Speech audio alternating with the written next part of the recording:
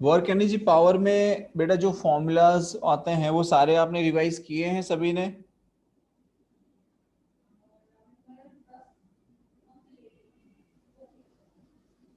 Formula वगैरह revise किया बेटा आपने? सारे नहीं किए। सारे नहीं किए? क्यों भाई, सारे क्यों नहीं किए? अब तो तुम्हारे नंबर ऑफ आवर्स भी कम हो गए हैं क्लासेस के, फिर भी नहीं करते तुम लोग हैं? Sneha, yes sir. तुमने भी नहीं किया? सर मतलब एग्जाम हो चुके एक बार, तो ऐसे रिवाइज्ड है ऑलरेडी। ठीक है चलो।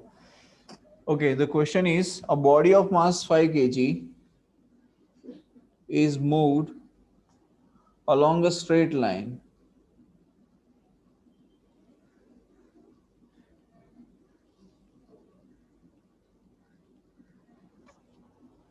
and its displacement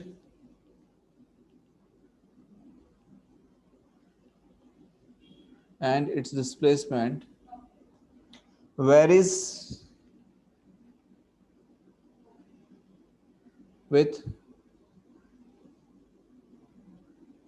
time t according to relation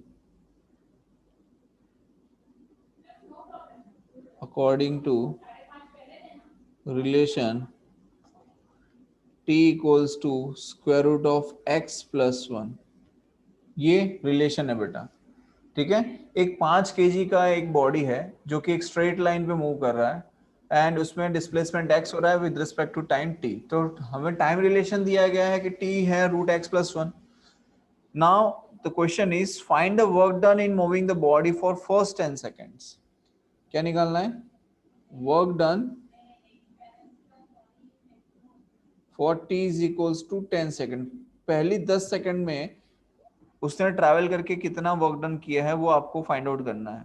तो क्या करेंगे, देखिए हम लोग लिख सकते हैं t is equals to under root of x plus 1। Yes और नो?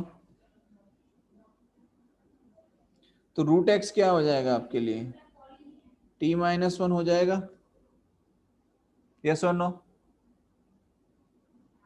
Yes Yes. सर। मैं अगर दोनों तरफ Yes, sir. स्क्वायर करूं तो क्या हो जाएगा? x is equals to T minus 1 का होल स्क्वायर, इसका मतलब 2t square minus 2t plus 1 लिख सकते हैं।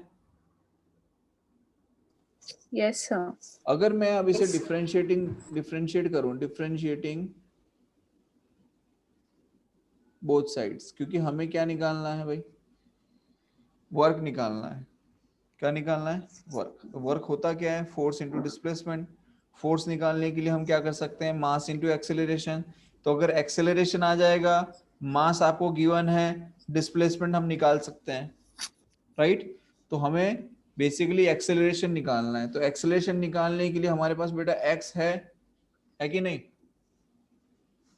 Yes sir. Differentiating both sides, now we can say dx by dt equals to T square का क्या हो जाएगा? 2t माइनस 2t का 2 हो जाएगा। तो dx by dt आ गया 2t माइनस 2।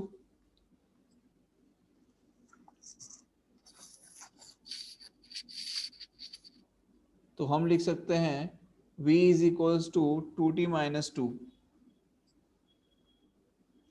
मीटर पर सेकेंड। अगर अब एक्सेलरेशन निकालना है तो हम क्या लिखेंगे? dv by dt। क्या लिख सकते हैं? dv by dt। तो d by dt of v का वैल्यू कितना है? तो 2t माइनस 2। तो क्या हो जाएगा? 2t का क्या हो जाएगा? 2, और 2 का क्या हो जाएगा? 0। इसका मतलब एक्सेलरेशन कितना आ गया? 2 मीटर पर सेकेंड स्क्वायर। ये वाला स्टेप किस किस को समझ में नहीं आया? ये वाला स्टेप किस किस को समझ में नहीं आया?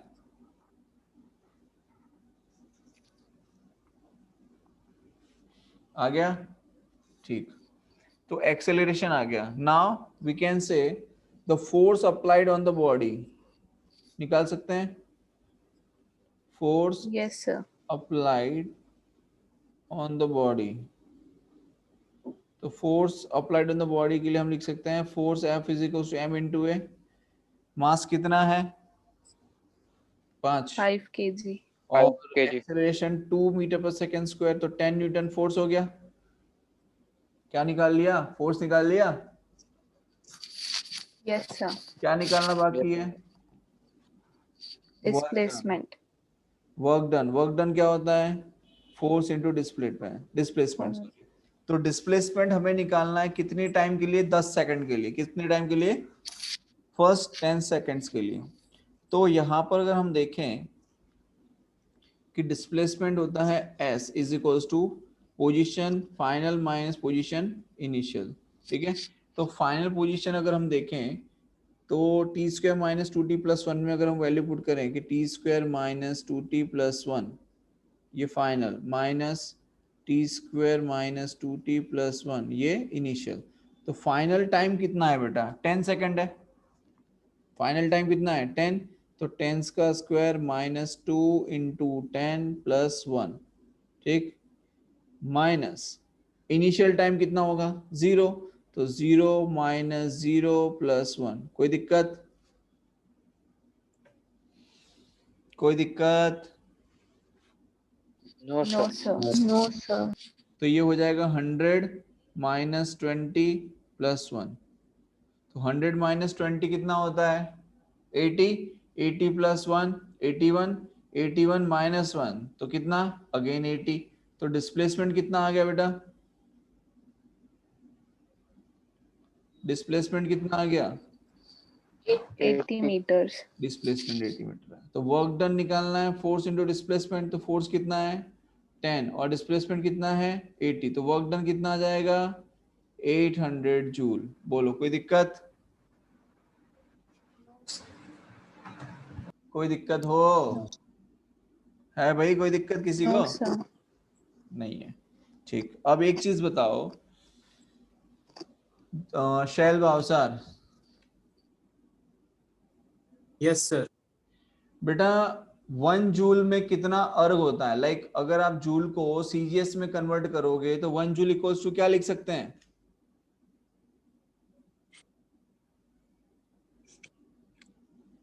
1 जूल इक्वल्स टू क्या लिख सकते? 10⁻7 अर्ग। 10⁻7 अर्ग। अच्छा, ओके। नक्षत्र,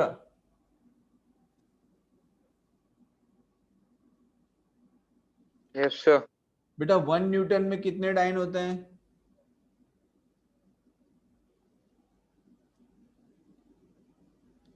10⁻⁻3. पूछ रहा है कि बता रहा है? 10⁻⁻3.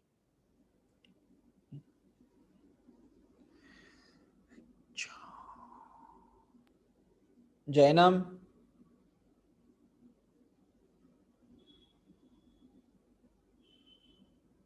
जैनम,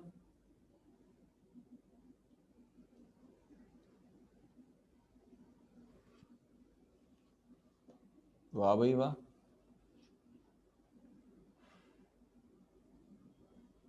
सर माइक खराब है?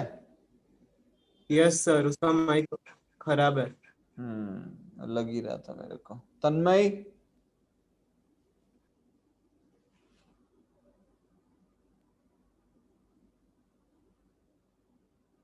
तन्मय,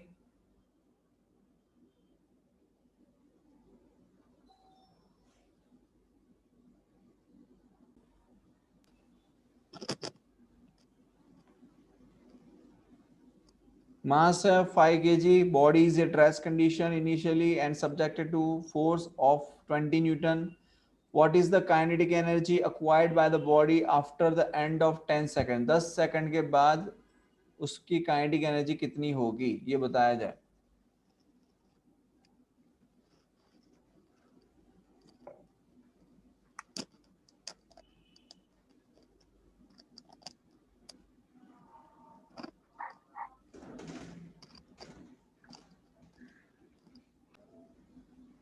एक्सेलरेशन अगर हमें मिल जाएगा, ठीक है, तो हमारा आधा काम तो ऐसे ही हो जाएगा।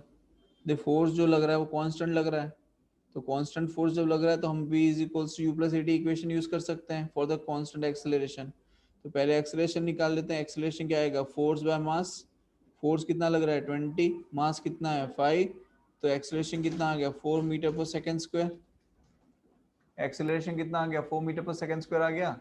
Now what we need to find out, we need to find v is equals to u plus at, and as we know that initial velocity given is 0, तो v is equals to 0 plus at, acceleration कितना है 4, time कितना लेना है 10 seconds, that means the velocity is 40 metre पर second. Velocity कितनी आ गई 40 metre पर सेकेंड आ गया। Yes, sir. Yes, sir. Now what Yes, we Yes, need to sir. find, we need to find the kinetic energy at the end of 10 seconds। तो kinetic energy का formula क्या है, half mv square, Half mv square. तो 1/2, मास कितना है 5, velocity कितनी है 40, 40 का स्क्वायर कितना हो जाएगा 1600, तो ये 800 into 5, 4000 joule is the answer. बोलो क्लियर है यहाँ तक? Yes, Yes, sir. Yeah. ठीक है, क्या आप लोगों को स्क्रीन पे 4000 लिखा हुआ दिख रहा है अभी? Yes. Yes, sir. Yes. yes, sir. Okay ठीक है, फिर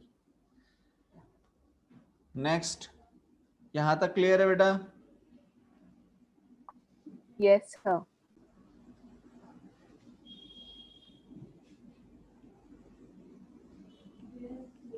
देखिए नेक्स्ट क्वेश्चन है, in a ballistic demonstration a police officer fires a bullet of mass 50 gram। कितना है मास बुलेट का 50 gram, with a speed of 300 metre पर सेकेंड, तो वेलोसिटी ऑफ द बुलेट कितना है 300 मीटर पर second. on soft plywood the bullet emerges with 20% of its initial kinetic energy। कितनी speed से इमर्ज हो रही है, मतलब बाहर निकलेगी वहां से?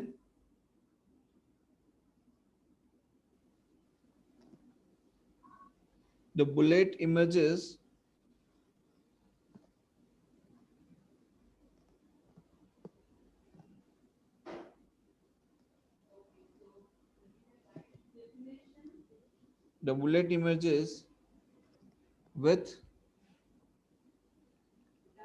20% of its initial kinetic energy।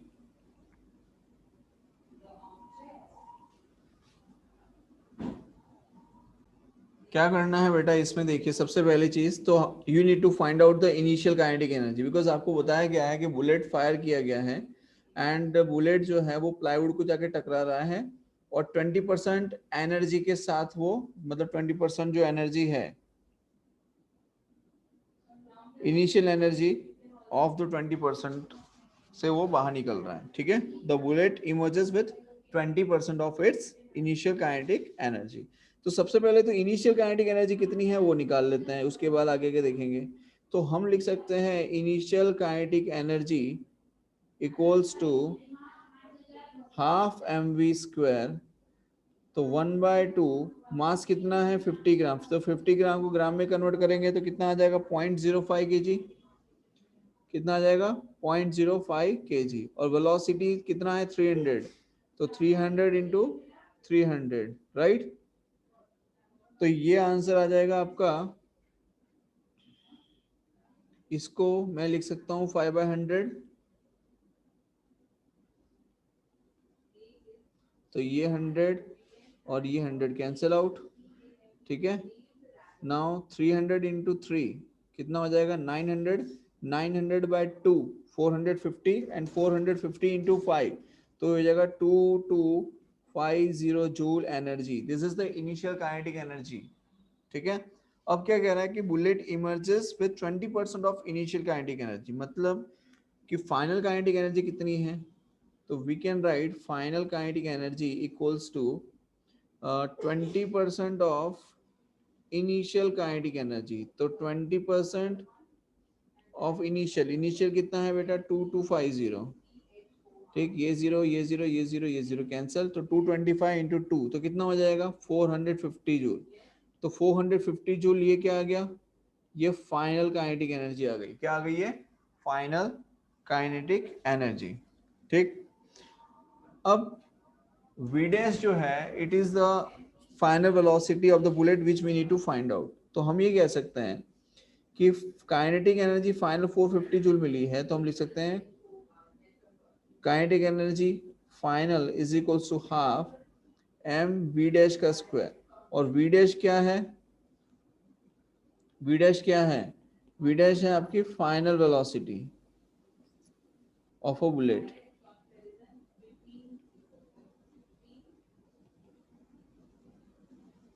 ठीक है, तो हम क्या लिख सकते हैं? देखो, v dash equals to, sorry,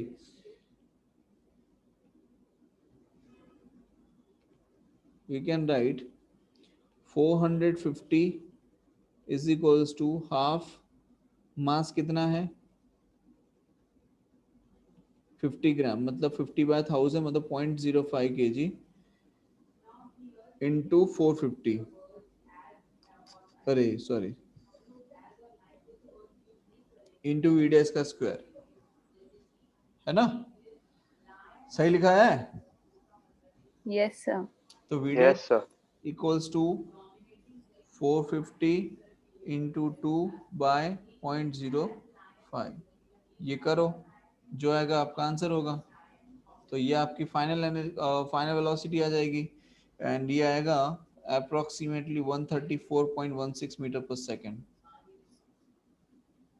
sir मेरा ऐसे रूट में आया है 60√5, तो रूट को हमें मतलब खोलना पड़ेगा ऐसे? बिल्कुल बिल्कुल खोलना पड़ता है रूट को।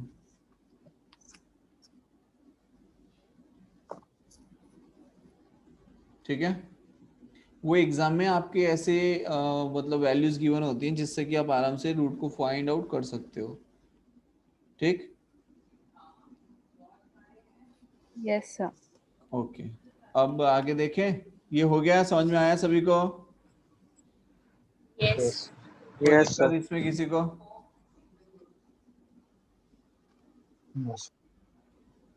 No, sir.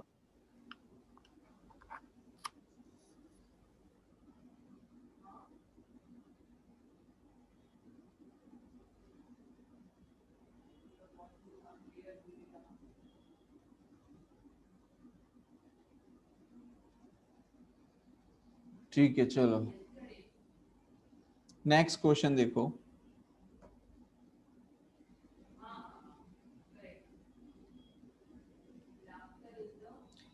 नेक्स्ट क्वेश्चन है, एक बुलेट है जिसका वेइंग अगर हम करते हैं तो वो 10 ग्राम आ रहा है। तो बुलेट वेइंग 10 ग्राम मतलब mass of the bullet, mass of the bullet is 10 gram, fired with the velocity of 800 metre पर सेकेंड। तो वेलोसिटी ऑफ द बुलेट कितना है? 800 मीटर पर सेकेंड। ठीक, after passing through a mud wall, after passing through a mud wall of 1 metre thick, मतलब mud wall की जो thickness है, थिकनेस ऑफ वॉल कितना है? 1 metre. After passing through a mud wall 1 metre thick, its velocity decreases to 100 metre पर second. तो thickness of wall 1 metre है और उसकी वेलोसिटी कितनी कम हुई है? 100 मीटर पर सेकेंड। तो velocity decreases to, velocity decreases to 100 metre पर second. Find the average resistance offered by the wall. क्या पूछा जा रहा है? Find the average resistance offered by the wall. अच्छा एक बात बताओ, शैल, Yes, शैल, sir. ये average Yes, sir. Resistance offered by the wall, इसका मतलब क्या है? हमें क्या फाइंड करने के लिए कहा जा रहा है?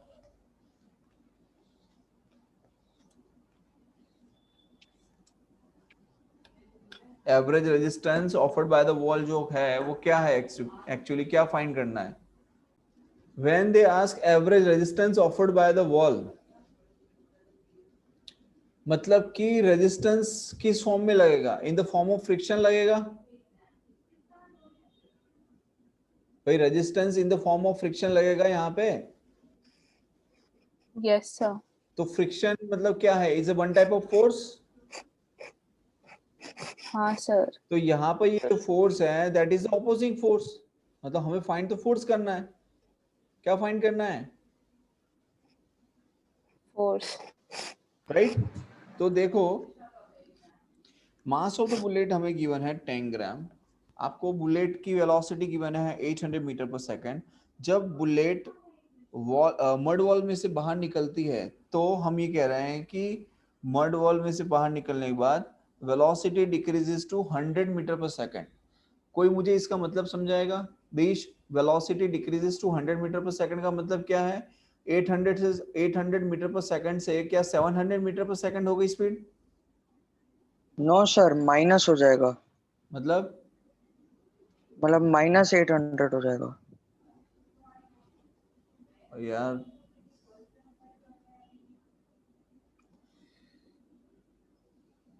हस्ती आप बताओ, वेलोसिटी डिक्रीजेस टू 100 मीटर पर सेकंड का मतलब क्या होगा। सर वो 800 से 100 हो गई। एग्जैक्टली 800 से कितनी हो गई, 100 हो गई। तो initial velocity of the bullet, initial velocity of the bullet कितनी है, 800 मीटर पर सेकंड, ये इनिशियल है। And velocity of the bullet final कितनी है, तो 100 मीटर पर सेकंड है, ठीक है। अब आपसे पूछा जा रहा है average resistance, that means the force, ठीक है। तो u पता है, v पता है, मतलब इनिशियल वेलोसिटी पता है, फाइनल वेलोसिटी पता है। तो मैं इसको u और v नाम दे देता हूँ, वो ज्यादा इजी रहेगा। ये इनिशियल वेलोसिटी u हो गई, ये फाइनल वेलोसिटी v हो गई, ठीक। अब distance covered by the bullet कितना है, तो distance covered by the bullet है 1 मीटर। तो हम यहाँ पे वर्क एनर्जी थ्योरम अप्लाई कर सकते हैं क्या। वर्क एनर्जी थ्योरम क्या कहता है, that work energy theorem says, work energy theorem के लिए हम लिख सकते हैं that work is equals to delta K, that means K final minus K initial, और वर्क डन है फोर्स इनटू डिस्प्लेसमेंट। लेकिन यहाँ पर जो फोर्स है वो ऑपोजिंग फोर्स है, इसलिए हम क्या लिखेंगे, माइनस। तो work done against resistance offered by the mud wall क्या है, work done against resistance offered by the mud wall is equals to change in kinetic energy of the bullet, ठीक है। तो यहाँ पर work done is equals to change in kinetic energy of the bullet। Minus क्यों लिया है, because opposing है। तो यहाँ पर फाइनल काइनेटिक एनर्जी तो हम लिख सकते हैं 1/2, मास तो दोनों के लिए सेम ही है बेटा, v square minus u square, यहाँ पे हमें फोर्स निकालना है F divide by S, minus sign यही रहने देते हैं अभी फिलहाल, ठीक है। अगर इस माइनस साइन को आप सामने की तरफ ले जाओगे तो क्या होगा, ये प्लस हो जाएगा, अगर ये प्लस होगा तो ये माइनस होगा और ये प्लस हो जाएगा, ठीक। तो क्या हो जाएगा, force is equals to 1/2 m। अब देखो यहाँ V square minus U square था, लेकिन नेगेटिव साइन हम दूसरी तरफ लेके जाएंगे तो क्या हो जाएगा, u square minus v square हो जाएगा। तो मैं लिख सकता हूँ यहाँ पे u square minus v square divide by s. So mass कितना है 10 ग्राम, तो 10 ग्राम का केजी में कन्वर्ट करो सबसे पहले, तो ये हो जाएगा 0.01। इनिशियल वेलोसिटी कितनी है u विच इज 800 का स्क्वायर, फाइनल कितनी है विच इज 100 का स्क्वायर, डिस्प्लेसमेंट कितना हो रहा है 1 मीटर डिवाइड बाय 2। बोलो यहाँ तक समझ में आया, yes sir. Yes sir. Yes sir. ठीक है। अब आप क्या कर सकते हैं, इसको सॉल्व करो, सॉल्व करेंगे तो आपको आंसर मिलेगा, ठीक है। आंसर क्या मिलेगा, आंसर मिलेगा द फोर्स इज 3150 न्यूटन, ये आपको फोर्स मिल रहा है। तो इतना फोर्स, मतलब इतना जो फोर्स है वो कौन ऑफर कर रहा है, वॉल ऑफर कर रही है, मड वॉल किसके सामने ऑफर कर रही है इतना, बुलेट के सामने। बोलो आई बात समझ में? Yes sir. Yes, sir. कोई दिक्कत है?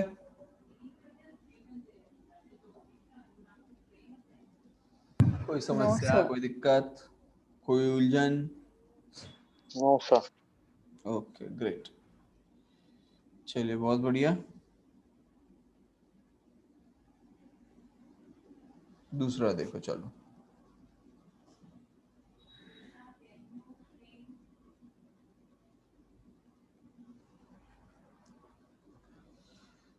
यहाँ पे एक और क्वेश्चन देखते हैं हम। क्वेश्चन ये है, a car of mass 2000 kg, मतलब कि mass of car 2000 kg, a car of mass 2000 kg is lifted up a distance of 30 meter by a crane in 1 minute। मतलब कि कितना डिस्टेंस लिफ्ट किया है?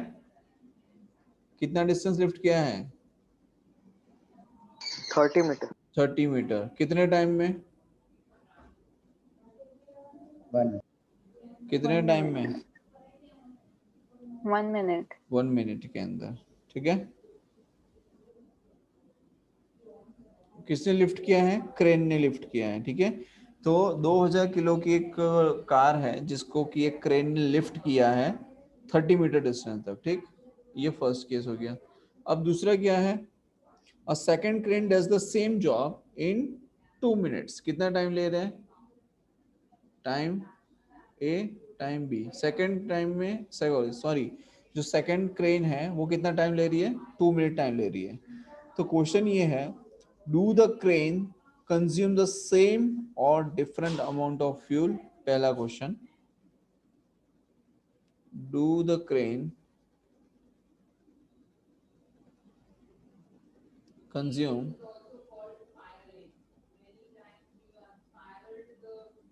सेम और डिफरेंट अमाउंट ऑफ फ्यूल?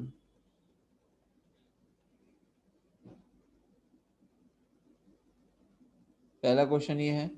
दूसरा question है, what is the power supplied by each crane? What is the power supplied by each crane? ये हमें फाइंड आउट करना है। ठीक है, here we are going to ignore power dissipation against friction, पहली चीज। दूसरी चीज, क्वेश्चन कुछ इस तरीके का है बेटा, आपने देखा होगा क्रेन्स को। अब क्रेन क्या करती है कि कार को लिफ्ट कर रही है। अब वहां पर दो क्रेन्स है। मान लो एक क्रेन नक्षत्र चला रहा है और दूसरी क्रेन जागृत चला रहा है। तो मान लो नक्षत्र ने 1 मिनट के अंदर क्रेन से उस कार को 30 मीटर की हाइट पे ले जाने में 1 मिनट का टाइम लिया। ठीक है, और जागृत ने उसी कार को 30 मीटर हाइट पे ले जाने में 2 मिनट का टाइम लिया। तो किसने, पहली चीज, पावर सप्लाई कितना किया गया होगा क्रेन के थ्रू? दूसरा, कौन ज्यादा फ्यूल को कंज्यूम करेगा? ये दो क्वेश्चन है।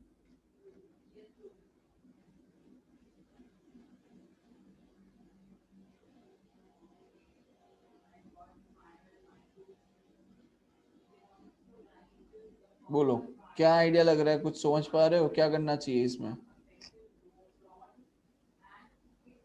Sir power is work done, work upon time. तो पहले दोनों का वर्क निकाल लेंगे, F इंटू डी। और फिर टाइम तो दे ही रखा है तो दोनों की पावर निकल आएगी। ठीक है, चलो पावर निकल आएगी। ठीक, चलो पहले एक काम करते हैं, पहले पावर ही निकाल लेते हैं। ठीक है, तो for the first crane, for first crane की अगर हम बात करें तो वर्क डन क्या होगा? तो वर्क डन क्या होता है? पहली चीज तो ये समझो, यहाँ पर work done in the form of potential energy है क्या? क्योंकि हम उसे ग्राउंड से हाइट पे ले जा रहे हैं। मास कितना है? 2000 kg, ग्रेविटी कितना है 10 और हाइट कितनी है तो 30 मीटर। ठीक है, तो कितना हो जाएगा 30 इंटू 2 6। ठीक है, मैं 10 ले रहा हूं, अगर नहीं गिवन होता है लेने के लिए 10 तो आपको 9.8 ही लेना पड़ेगा, ये ध्यान रखिएगा। ठीक है, सो यहाँ पर अगर हम देखें तो 3 इंटू 2 6, ये 3 4 और ये 5, तो 6 इंटू 10⁵ जूल, इतना अमाउंट ऑफ एनर्जी जो है वो लग रहा है उस पर, मतलब वर्क डन हो रहा है। अब आपको क्या निकालना है, पावर। तो पावर के लिए देखिए, पावर फॉर द फर्स्ट केन, देखो वर्क डन तो दोनों में क्या सेम ही हुआ है, क्या वर्क डन दोनों में ही सेम हुआ है? Yes sir. ठीक है, Yes. Yes sir. तो पावर फर्स्ट के लिए लिख सकते हैं work by time, that is 1 minute. 1 minute मतलब कि 60 सेकेंड्स, कितना 1 मिनट मतलब कि 60 सेकेंड्स, और वर्क डन कितना है 6 इंटू 10⁵ जूल। ठीक है, तो कितना हो जाएगा यहाँ पे 10,000 वॉट हो जाएगा क्या? Yes sir.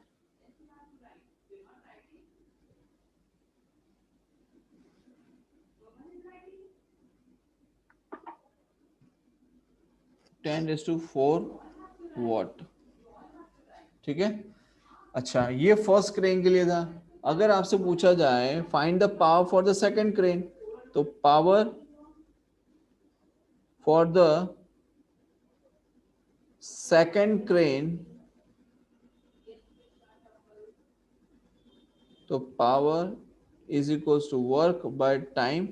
वर्क कितना है तो 6 इंटू 10⁵ joule divide by time. Time कितना 2 मिनट। 2 मिनट मतलब कि कितना सेकंड हो गया 120 सेकंड हो गया, कितना हो गया, तो जितना था कितना था 10⁴ था डिवाइड बाय 2, मतलब कि 10,000 वॉट से डिवाइड बाय 2 तो कितना हो जाएगा 5,000 वॉट हो जाएगा क्या? Yes sir. तो Yes. सेकंड का पावर कितना हो गया 5,000 वॉट। इसका मतलब हमें दोनों का पावर मिल गया।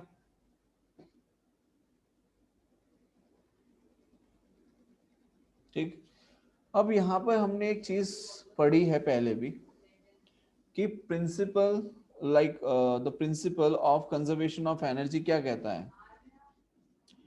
From the law of conservation of energy, from the law of conservation of energy,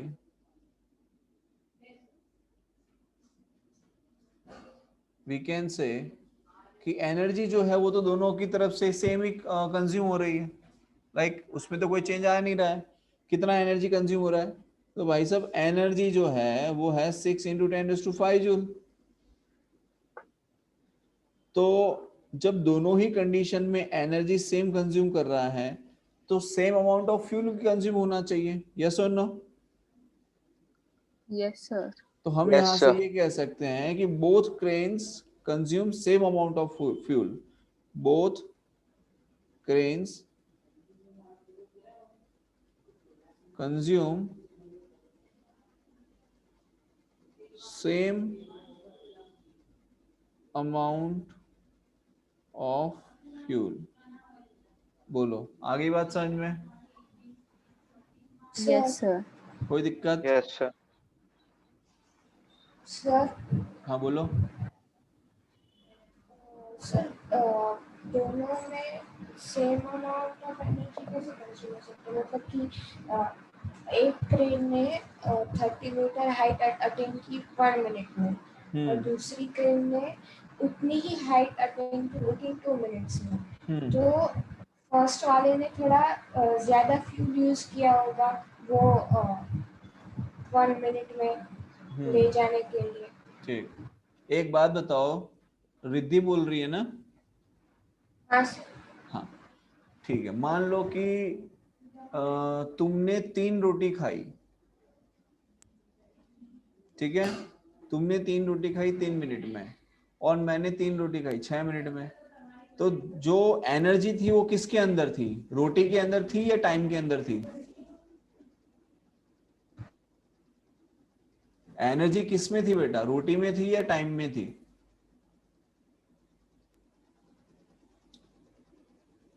बोलो।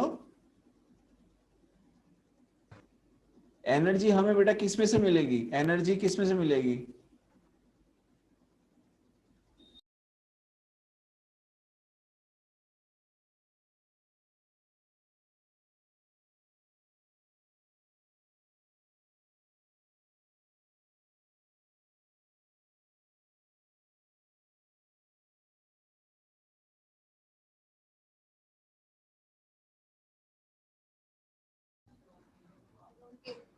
एनर्जी किस में है, रोटी में या टाइम में? रोटी में है। तो भाई हमें तो एनर्जी से मतलब है।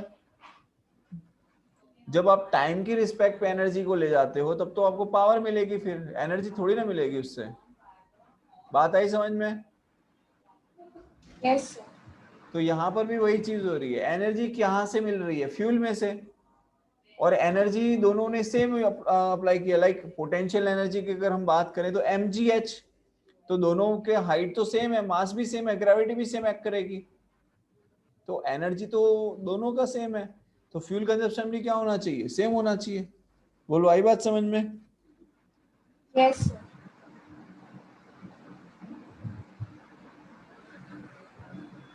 चलो ये क्वेश्चन हो गया, ठीक।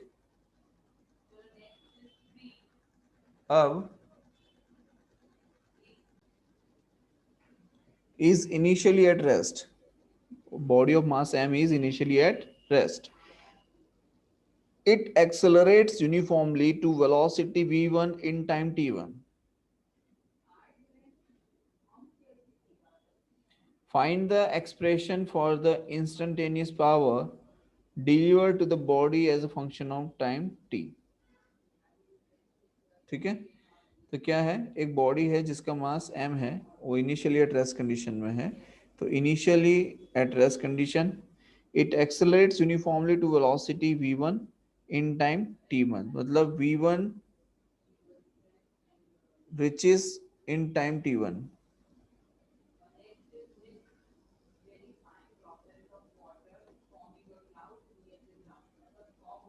in time t1. Find the expression for the instantaneous power delivered to the body as a function of time t. क्या निकालना है, expression for the instantaneous power delivered to the body as a function of time t. Find the expression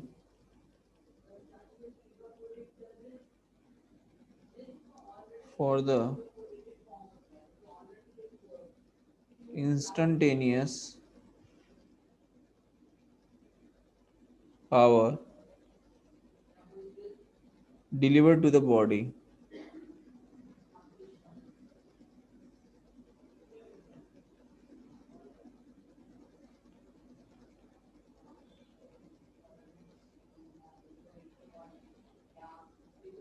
as a function of time t.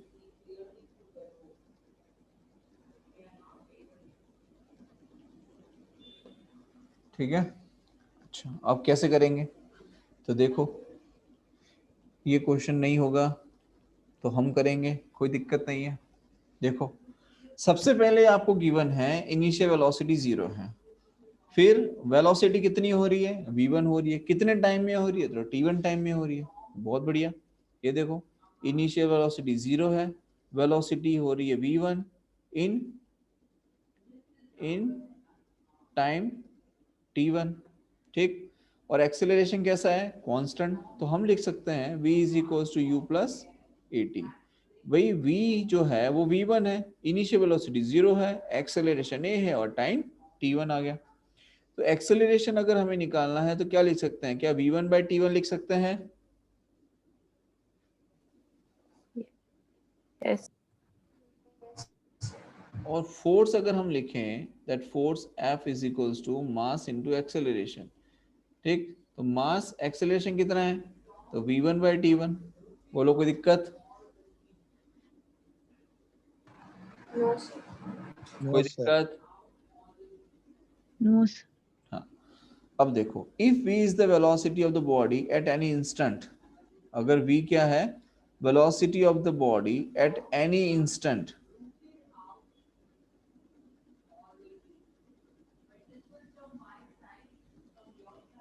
if v is the velocity of the body at any instant, then v is equals to, u तो zero है ही, plus A T. अब एक बात बताओ, ये जो a है, क्या इस a को मैं v1/t1 लिख सकता हूँ क्या? Yes sir. Yes sir. t है ही आपके पास में,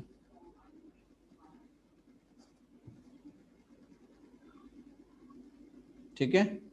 ये जो वेलोसिटी है बेटा, ये किसी इंस्टेंट के लिए निकाल रहा हूँ, ये ध्यान रखना, ठीक है। If v is the velocity of the body at any instant, then v is equal to u plus A T, जिसमें एक्सेलरेशन v1/t1 है और टाइम t है। अब आपसे पूछा जा रहा है इंस्टेंटेनियस पावर क्या आएगा। इंस्टेंटेनियस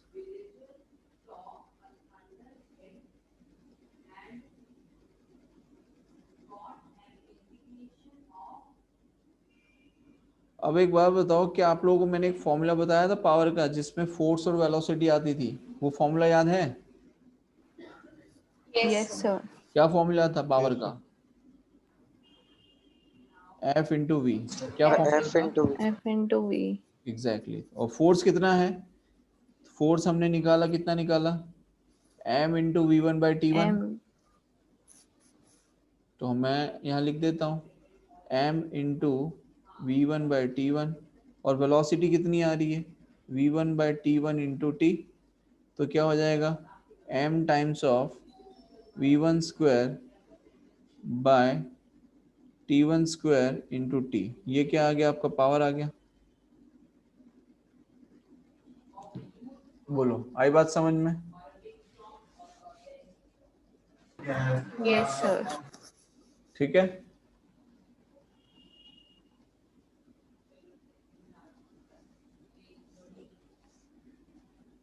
क्लियर है यहाँ तक? Yes sir. पक्का? तो ये आपका आ गया power m v1 square by t1 square into time t।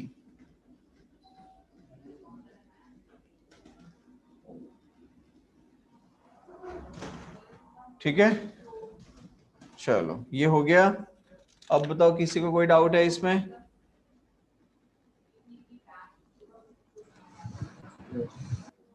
No sir.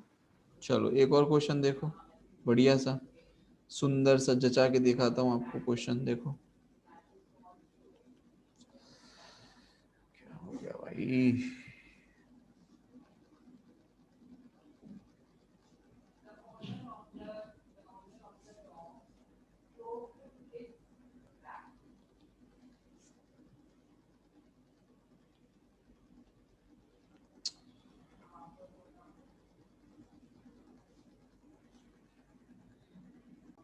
An elevator can carry a maximum load of 1600 kg। कितना कितना लोड कैरी कर सकती है an elevator? 1600 kg। 1600 kg. Can carry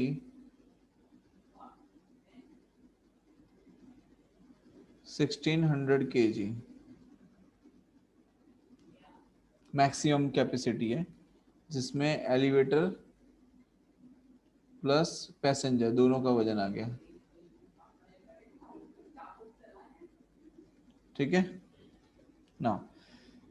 So an elevator can carry a maximum load of 1600 kg is moving up with a constant speed of 2 metre पर second. कितनी speed से elevator और passenger दोनों कितनी speed से ऊपर जा रहे हैं?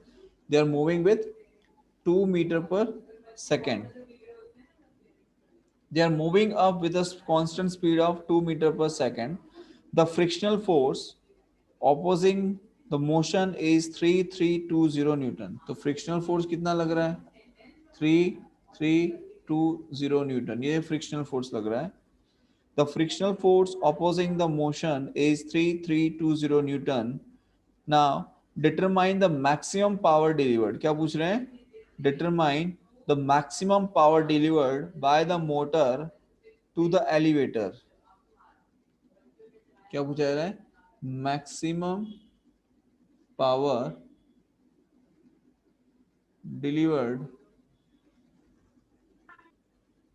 by the motor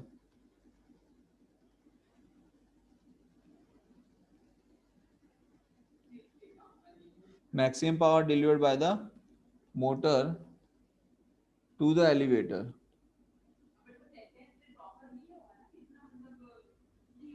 ठीक है, और आपको ये निकालना है इन टर्म्स ऑफ वॉट। ठीक है, तो देखो क्या करेंगे। सबसे पहले तो आपको ये पता है कि फ्रिक्शनल फोर्स लग रहा है 3320 न्यूटन। दूसरा, आपको उसकी स्पीड भी पता है कि भाई 2 मीटर पर सेकंड से कांस्टेंट स्पीड से ऊपर जा रहा है। ठीक है, और वेट ऑफ द एलिवेटर और passenger, maximum load of 16, an elevator can carry maximum load of 1600 kg। कितना है? 1600 kg। तो आप एक चीज समझो, मास कितना गिवन है? 1600 kg गिवन है। तो weight of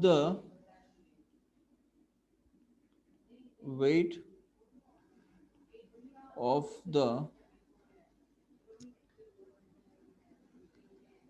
elevator plus passenger, ये कितना आना चाहिए बेटा? मास इंटू ग्रेविटी mg आना चाहिए, यस और नो? तो मास कितना है यहाँ पर? 1600 kg है। ग्रेविटी 9.8, कितना है? 9.8। ठीक है, तो ये हो जाएगा 15,680 न्यूटन। ये क्या आ गया? Weight of the elevator plus passenger. Clear?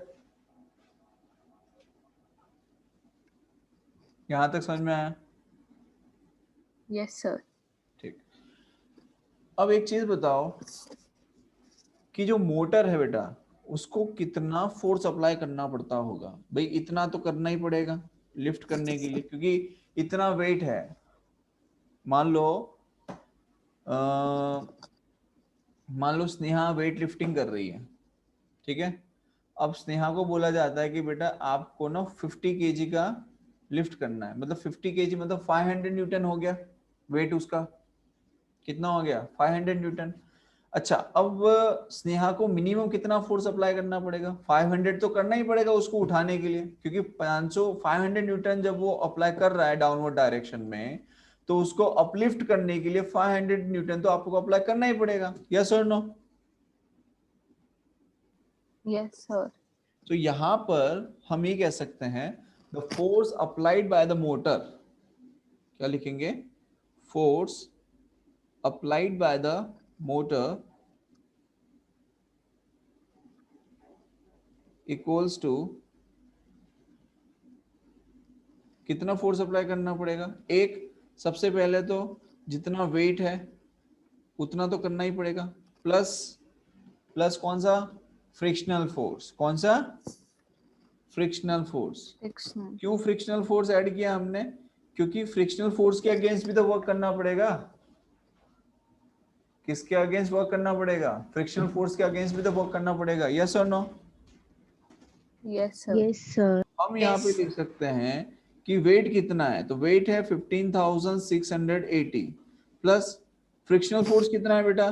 तो फ्रिक्शनल फोर्स आपको गिवन है 3,320 न्यूटन। तो टोटल कितना हो जाएगा? टोटल कितना हो जाएगा? टोटल हो जाएगा 20,000 न्यूटन। टोटल कितना हो जाएगा? 20,000 न्यूटन। बोलो आई बात समझ में? Yes sir. तो Yes, force sir. Bye the motor कितना हो गया? सर हाँ 19,000 नहीं होगा एक मिनट रुको। सर। 15,680 प्लस सही है, सही है, 3,320। सही है, सही है, सही है। एक काम करता हूँ, इसको 4 कर देता हूँ, चलो हमारा आंसर सही, वो थोड़ा सा राउंड फिगर में आ जाएगा। फिर इसको 4 कर लेते हैं, इसको भी 4 कर लेते हैं, अब हो जाएगा 20,000। ठीक, यस सर। हाँ तो ये हो गया 20,000 न्यूटन, राइट। अच्छा, अब यहाँ पर फोर्स तो हमें पता चल गया कि कितना फोर्स अप्लाई करना पड़ेगा। तो force applied is 20,000। Force applied by the motor is 20,000 Newton. ठीक है, अब आप एक बात बताइए कि जब हमने यहाँ पर फोर्स निकाल लिया 20,000 न्यूटन, अब आपसे पूछा जा रहा है पावर डिलीवर्ड। तो पावर डिलीवर्ड के लिए हम क्या लिख सकते हैं कि power delivered is equals to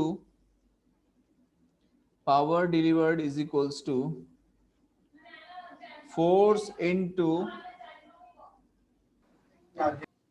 clear है यहाँ तक बेटा? पावर कितना डिलीवर Yes, करना sir. पड़ेगा? 40,000 वॉट आपको पावर डिलीवर, मतलब मोटर को पावर डिलीवर करना पड़ेगा। ठीक है, और अगर मान लो कोई ऐसा पूछ ले कि find the power delivered in, find the power delivered, find the power delivered in terms of HP. HP मतलब हॉर्स पावर। आपने सुना होगा कि आपके घर में 1 एचपी की मोटर लगी होती है, 2 एचपी की मोटर लगी होती है, 0.5 एचपी की मोटर लगी होती है, राइट। तो यहां पर अगर पूछा जाए find the power delivered in terms of HP, तो क्या करोगे आप कि भाई कितने हॉर्स पावर की ये मोटर होनी चाहिए? तो 40,000 डिवाइड बाय 746, राइट। जो आएगा आपका यस आंसर सर। आएगा हॉर्स पावर्स में। बोलो क्लियर है? Yes, sir. यहां यस तक सर। किसी को कोई डाउट है? नो कोई डाउट सर। है यहाँ पे No, किसी sir. को? No, sir. पक्का? No sir. ये आएगा Yes, sir. 53.62 HP। ये आपका आंसर है। ठीक है, बोलो अब किसी को कोई डाउट है इसमें? No, sir. किसी को कोई डाउट है बेटा? No No, sir. sir. इसका मतलब अगर आपको ये पता हो कि आपके घर में जो वाटर फ्लो हो रहा है वो किस वेलोसिटी से हो रहा है, तो आप क्या पावर निकाल सकते हो? यस और नो? Yes sir. या फिर आपको फोर्स पता हो, पावर आपको पता है एचपी की टर्म में कि भाई 1 एचपी की मेरी मोटर है, और आपको फोर्स पता है, तो क्या वेलोसिटी निकाल सकते हो? अगर वेलोसिटी पता हो तो क्या फोर्स निकाल सकते हो, राइट? Yes sir. चलो तो यहाँ sir. तक ये आपका चैप्टर, मतलब चैप्टर तो कंप्लीट हो ही चुका है। यहाँ पर हमने न्यूमेरिकल्स भी इसके प्रैक्टिस कर लिए हैं। बोलो यहाँ तक किसी को कोई डाउट है? अब No, anyone has sir. Any doubts? No, sir.